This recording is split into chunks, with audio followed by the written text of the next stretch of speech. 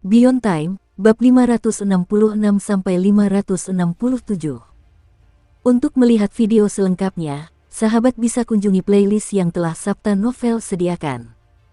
Yuk mari, kita berimajinasi bersama dan masuk ke alur ceritanya.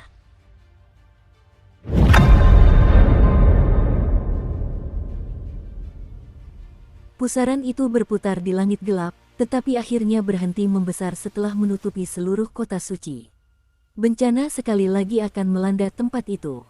Para anggota aliansi ganda telah menghadapi kebangkitan kutukan, racun terlarang, dan api langit yang memscorching. Keadaan sudah sangat menyedihkan. Para patriark mereka yang ditawan telah dibebaskan, yang membawa sedikit harapan. Tetapi kemudian seorang dewa tiba, dan harapan itu hancur berkeping-keping. Keputusasaan memenuhi kota. 5 ahli harta karun roh yang selamat juga diliputi keputusasaan. 3 di antara mereka, yang sedang mengembangkan dao, terguncang hingga linglung. Kekuatan ilahi dari jari dewa telah merampas harapan mereka untuk membela diri. Mereka begitu ketakutan hingga pikiran mereka kosong. Para patriark itu masing-masing memiliki harta karun rahasia yang telah menghasilkan dao surgawi.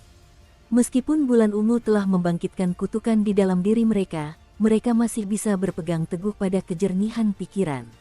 Bahkan, justru kejernihan pikiran itulah yang menyebabkan mereka dipenuhi dengan begitu banyak kekaguman dan teror sehingga perlahan-lahan berubah menjadi keputusasaan murni. Pada akhirnya, masing-masing dari mereka hanya memiliki satu harta karun rahasia.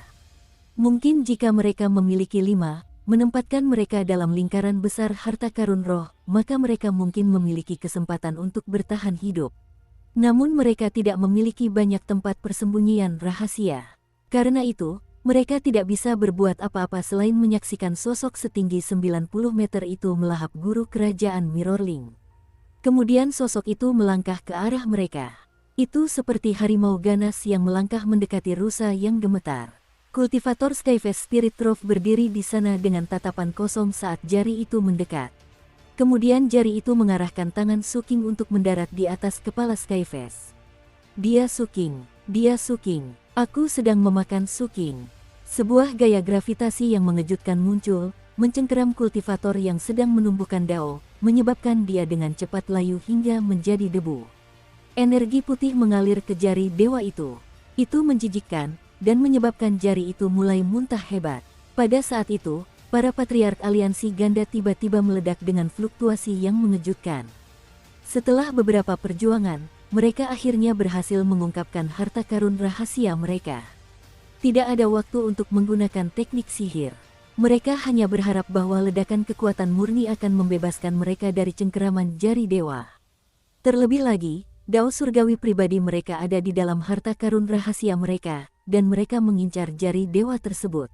Ledakan, teriak para tetua, lalu mereka lari terbirit-birit ke arah berlawanan. Harta karun rahasia mereka bergulir menuju jari itu, berdenyut dengan fluktuasi yang mengerikan. Retakan menyebar di permukaannya, lalu meledak. Sekitar waktu itu, 2 kultivator penghasil dao lainnya tersadar. Dengan gemetar, mereka melepaskan harta karun rahasia mereka yang belum sempurna dan mengirimkannya terbang menuju jari dewa. Ledakan dahsyat terdengar saat kedua harta karun rahasia ilusi itu meledak. Gelombang kejut mengerikan yang dihasilkan menyapu tubuh setinggi 90 meter itu. Pada saat itu, tanpa ragu sedikit pun, keempat ahli Spirit Trove itu melarikan diri. Mereka sangat terguncang sehingga mereka tidak peduli lagi dengan kelangsungan hidup spesies mereka. Mereka hanya ingin sampai ke tempat aman. Dalam sekejap mata, mereka berubah menjadi berkas cahaya prismatik yang melesat melewati cakrawala. Namun saat itu juga, sebuah adegan yang sangat mengerikan terjadi. Semuanya berawal dari guru kerajaan Skyfest, yang sedang dalam fase pembentukan dao. Ia telah terbang sekitar 3000 meter jauhnya ketika, saat harta karun rahasianya meledak di belakangnya, ia mengeluarkan harta karun istimewa. Itu adalah benda yang sangat langka dan merupakan objek paling ampuh yang dimilikinya. Benda itu tidak hanya dapat memberikan berkah kecepatan yang luar biasa, tetapi juga memungkinkannya melakukan teleportasi jarak jauh. Bahkan, jangkauannya melampaui semua jimat teleportasi biasa. Tanpa ragu-ragu, dia mengaktifkan harta karun itu. Namun, harta karun itu yang selalu berfungsi sempurna untuknya, gagal aktif. Rupanya, kekacauan umum, ditambah dengan ledakan harta karun rahasia, menyebabkan kekuatan magisnya mengalami kerusakan. Jika hanya itu saja masalahnya, mungkin tidak akan menjadi masalah besar. Bahkan hal-hal yang sangat mengerikan pun tidak akan mengejutkan guru kerajaan ini. Tetapi setelah harta karunnya gagal diaktifkan, harta karun itu mulai retak. Sesaat kemudian, harta karun itu meledak. Itu hanya ledakan sebuah harta karun. Namun, guru kerajaan itu telah menggantungkan jimat itu di lehernya, dan dengan demikian menanggung dampak penuh dari ledakan tersebut. Gelombang kejut menyapu tubuhnya. Sebuah jeritan terdengar saat ia terhempas ke tanah, terluka parah. Ia sudah melemah akibat ledakan harta karun rahasia, dan sekarang harta karunnya meledak, membuatnya terluka lebih parah lagi. Bingung, dia berusaha untuk berdiri. Yang paling mengerikan adalah seorang jenderal Mirrorling di atas tiba-tiba berbalik di tempat, lalu berlari menuju tempat di mana harta karun rahasia itu meledak. Mengingat Mirrorling memiliki tingkat kultivasi yang sama dengan guru kerajaan Skyfest, tidak mengherankan jika dia mencapai tempat itu dalam sekejap mata, lalu menghilang. Sementara itu, sesuatu yang sangat mengerikan sedang terjadi pada Patriark Skyfest. Saat dia melarikan diri seperti orang gila, semburan api surgawi tiba-tiba muncul di langit di atasnya. Peristiwa Heaven Fire Sky Crossing baru saja berlangsung kurang dari sebulan sebelumnya, jadi bukan hal yang aneh jika serpihan api langit muncul di sana-sini. Namun biasanya serpihan tersebut tidak terlalu merusak, dan hanya akan memengaruhi area kecil. Hal itu terutama berlaku mengingat betapa luasnya wilayah Moonlight. Akibatnya, kemungkinan statistik serpihan api langit yang tersisa mendarat di daerah berpenduduk sangat kecil. Tapi sekarang, hamparan api langit yang sangat besar, selebar 300 meter, telah muncul tepat di atas kepala Patriark Skyfest. Api langit yang luar biasa kuat itu jatuh. Patriark Skyfest memiliki tubuh fisik yang luar biasa, dan meskipun telah meledakkan harta karun rahasianya, ia masih memiliki banyak kekuatan tersisa. Dengan hati yang dipenuhi rasa takut, ia bergerak cepat, menghindari api langit yang berjatuhan. Berkat reaksinya yang cepat, ia berhasil menghindari sebagian besar api langit, meskipun ia mengalami beberapa luka bakar acak dalam prosesnya. Setelah merasa aman, dia menatap api itu, bertanya-tanya apa sebenarnya yang sedang terjadi. Namun, masih ada hal-hal yang lebih mengerikan yang akan datang. Petir surgawi yang aneh entah bagaimana berkumpul di langit, lalu menyambar. Lebih dari 10.000 sambaran petir semuanya menuju ke arahnya. Pada dasarnya, kemungkinan hal ini terjadi sangat kecil, bahkan hampir tidak ada. Namun, hal itu jelas-jelas sedang terjadi. Pupil mata Patriark Skyfest menyempit, dan dia mati-matian mencoba melawan. Namun, serangkaian ledakan bergema, dan darah menyembur keluar dari mulutnya. Dia terhuyung-huyung, dipukul berulang kali sebelum berhasil melarikan diri dari area yang terkena dampak. Sebelum dia sempat menghela napas lega, dia tiba-tiba berhenti di tempatnya. Dengan cemberut, dia menatap tubuhnya dan melihat bahwa tubuhnya mulai layu. Dia telah menekan kutukan di dalam dirinya, tetapi tampaknya, gelombang kejut dari ledakan harta karun rahasia telah menyebabkan kutukan itu bangkit. Kutukan Ibu Merah akan membunuhmu tanpa keraguan sedikit pun. Sesaat kemudian, tubuhnya yang layu roboh menjadi debu. Hal terakhir yang dilihatnya sebelum meninggal adalah bahwa tidak ada hal seperti ini yang terjadi pada rekan-rekannya. Di bawah sana, guru kerajaan Skyfest yang sedang berjuang melihat apa yang terjadi, dan itu membuatnya diliputi rasa takut yang luar biasa. Sial, katanya. Pada saat yang sama, fluktuasi kekuatan teleportasi muncul di arah yang berbeda di langit. Dialah sang Patriark Mirrorling, yang bergerak cukup cepat untuk menghindari kesialan. Akibatnya, tidak ada hal aneh yang terjadi ketika dia mengaktifkan jimat teleportasinya dan menghilang. Setelah semua itu, jari dewa melepaskan gelombang kekuatan ilahi lainnya. Tubuh dewa setinggi 90 meter itu kemudian melangkah keluar dari area yang terkena dampak ledakan harta karun rahasia. Tubuh itu tidak terlihat berbeda dari sebelumnya. Masih bersinar dengan cahaya keemasan, dan tampaknya tidak terluka sama sekali. Seolah-olah ledakan harta karun rahasia itu hanyalah percikan api baginya. Kenyataannya adalah, tubuhnya mulai menyusut. Untuk melindungi tubuhnya, ia telah menghabiskan banyak kekuatan dewa. Mengingat ia pernah lapar sebelumnya, hal itu mengakibatkan ia benar-benar kelaparan sekarang. Lapar, lapar, sangat lapar. Jari dewa itu pada dasarnya mengeluarkan air liur seperti orang gila. Dengan kecepatan kilat, ia tiba di depan guru kerajaan Skyface yang putus asa dan melahapnya. Namun, jari itu merasa lebih kelaparan dari sebelumnya, dan begitu kosong sehingga rasa laparnya menggema seperti guntur. Jari itu berbalik dan memandang kota suci.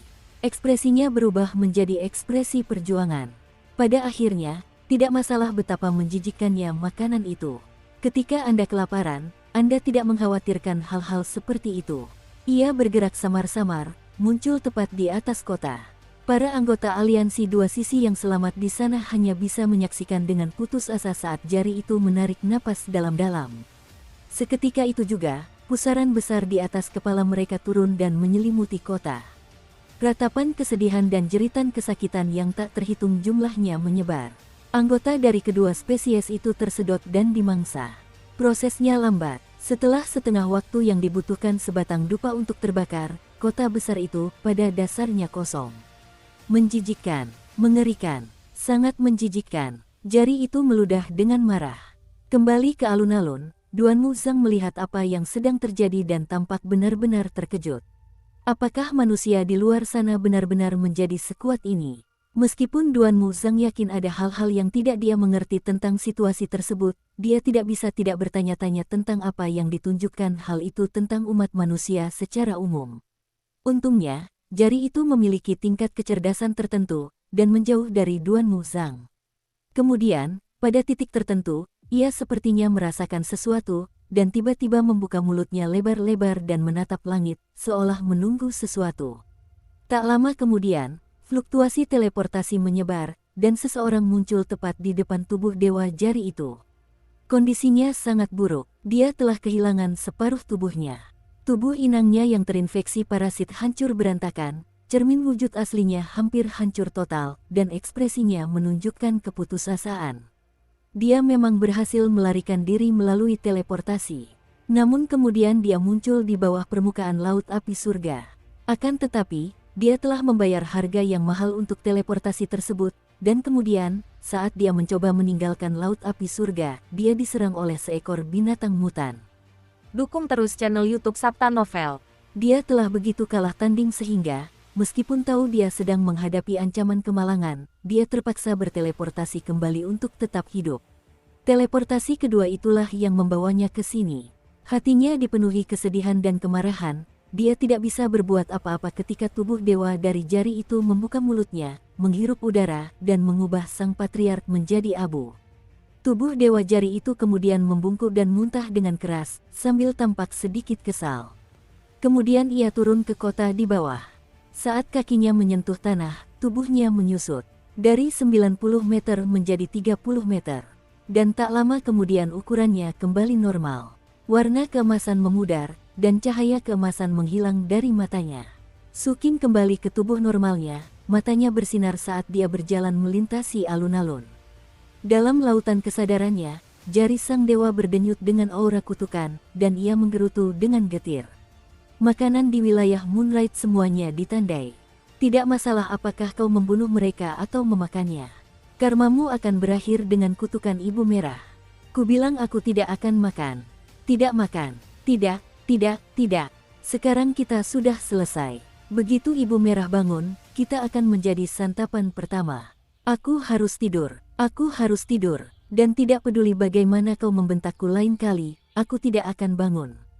Suking berusaha menenangkan jari itu, tetapi jari itu mengabaikannya, masuk ke D132, dan tertidur. Angin kencang bertiup di atas tanah tandus wilayah Moonlight. Bunyinya seperti ratapan hikmat yang menceritakan masa lalu yang jauh. Debu terangkat terbawa angin, menyebar ke seluruh langit dan bumi, menjadi bagian dari kegelapan yang menyelimuti segalanya. Di tengah kegelapan yang berkabut, tampak samar-samar sebuah kafilah. Kafilah itu terbuat dari sangkar logam raksasa, di dalamnya terdapat Mirrorling dan Skyface yang tak terhitung jumlahnya.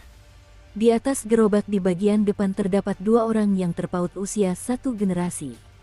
Pria tua itu mengenakan topeng, begitu pula orang muda itu. Topeng-topeng itu menampilkan ekspresi wajah yang sangat dramatis penuh kesalehan dan pengabdian. Mereka hampir tampak seperti sedang beribadah. Siapapun yang pergi ke Katedral Bulan Merah untuk memberikan persembahan diharuskan memakai masker seperti ini, jelas Duan Muzang. Ini adalah salah satu persyaratan upacara. Untungnya, saya pernah melakukan ini sebelumnya ketika saya masih muda. Di sini, di wilayah Moonlight, kehancuran aliansi 2 kali lipat tidak akan menimbulkan gelombang apapun. Bagi Katedral Bulan Merah yang agung, punahnya 2 spesies kecil tidak perlu diperhatikan. Itu terutama berlaku menjelang akhir salah satu kunjungan Katedral Bulan Merah. Spesies yang tak terhitung jumlahnya telah menimbun persembahan selama bertahun-tahun. Orang-orang benar-benar mulai menjadi gila. Kita perlu siap untuk apapun, tetapi jangan khawatir, saya dapat menangani semua detailnya. Su Qing mengangguk, sambil secara bersamaan mengulurkan tangan untuk menyentuh topeng yang dikenakannya. Sebenarnya dia sudah familiar dengan beberapa hal ini berkat laporan intelijen dari Kapten. Mereka kini tinggal 9 hari lagi menuju Kota Suci. Butuh waktu setengah bulan lagi untuk mencapai tempat Katedral Bulan Merah menunggu persembahan. Selama beberapa hari terakhir, Su Qing telah banyak memikirkan hal yang disebutkan Duan Muzang ketika mereka pertama kali berangkat. Duan Muzang menatap Su Qing. Kau masih memikirkan arwah-arwah orang mati di katedral? Su Qing mendongak ke kubah langit yang remang-remang dan menjawab dengan tenang, sejak zaman kuno hingga sekarang, pernahkah ada seseorang yang berhasil membebaskan diri dari kutukan wilayah batu bulan, serta siklus reinkarnasinya? Duan Muzang menggelengkan kepalanya. Tidak akan pernah. Su Qing mengenang kembali kehidupan kapten sebelumnya. Tapi, Duan Muzang tiba-tiba melanjutkan, ada beberapa orang yang telah berusaha keras untuk melakukannya. Dan mereka masih berusaha. Duan Muzang menatap Su Qing dengan penuh arti, seolah-olah mencoba memahami perasaannya. Bulan merah sama sekali tidak abadi. Su Qing menoleh ke arah Duan Muzang dan mengangguk. Kata-katanya terdengar seperti semacam kode rahasia, hanya saja dia tidak tahu respons selanjutnya. Duan Muzang menatapnya sejenak, lalu tak kuasa berkata, apakah kau tidak akan menjawab? Bulan merah itu sama sekali tidak abadi, kata Su Qing dengan suara rendah. Duan Muzang awalnya tidak berkata apa-apa. Beberapa saat kemudian, dia menghela napas, melepas topengnya, dan memijat pangkal hidungnya. Su Qing, pernahkah kau mendengar tentang kongregasi pemberontak bulan? Tatapan Su Qing menajam. Dia belum pernah mendengar tentang organisasi semacam itu, bahkan dalam laporan intelijen kapten pun tidak ada. Dia menggelengkan kepalanya. Saat Duan Muzang mengucapkan, jemaat pemberontak bulan, tatapannya tetap tertuju pada mata Su Qing, seolah-olah dia sedang mencari sesuatu. Setelah memperhatikan reaksi Su Qing, dia tidak mengatakan apapun lagi. Su Qing tidak mengajukan pertanyaan apapun.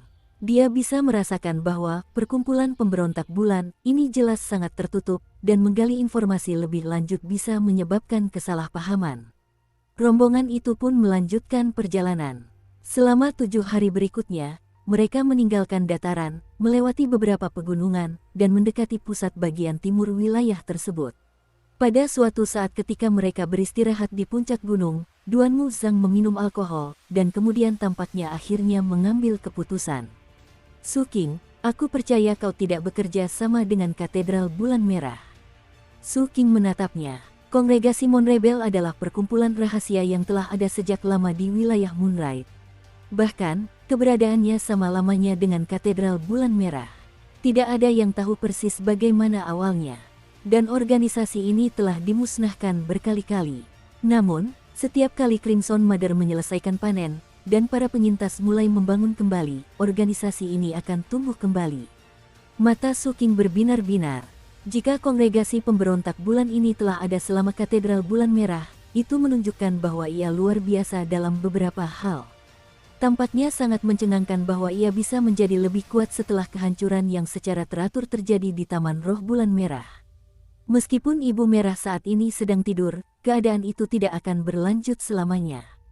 Duan Muzang melanjutkan, perkumpulan pemberontak bulan menarik orang-orang di wilayah batu bulan yang ingin melawan.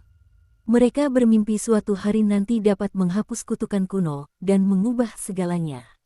Meskipun itu mimpi yang sangat samar, setidaknya itu memberikan sedikit harapan. Dan banyak kerja keras telah dicurahkan untuk mewujudkan mimpi itu. Meskipun anggota individual dari Moon Rebel Congregation tidak dapat benar-benar bekerja sama secara terbuka, ada banyak penelitian yang sedang dilakukan tentang cara menghilangkan kutukan tersebut. Jantung Suking berdebar kencang mendengar kata-kata itu. Dia telah melakukan beberapa penelitian sendiri tentang kutukan itu saat berada di kota di bawah tambang, tetapi hasilnya tidak banyak. Dia perlu melakukan lebih banyak studi mendalam. Ada semacam emosi dalam suara Duan Muzang yang dapat dirasakan oleh Suking. Setiap anggota jemaat Moon Rebel merahasiakan identitas mereka. Tidak seorang pun tahu siapa mereka, kecuali diri mereka sendiri. Aturan utama pertama bagi para anggota adalah mereka tidak boleh mengungkapkan siapa diri mereka.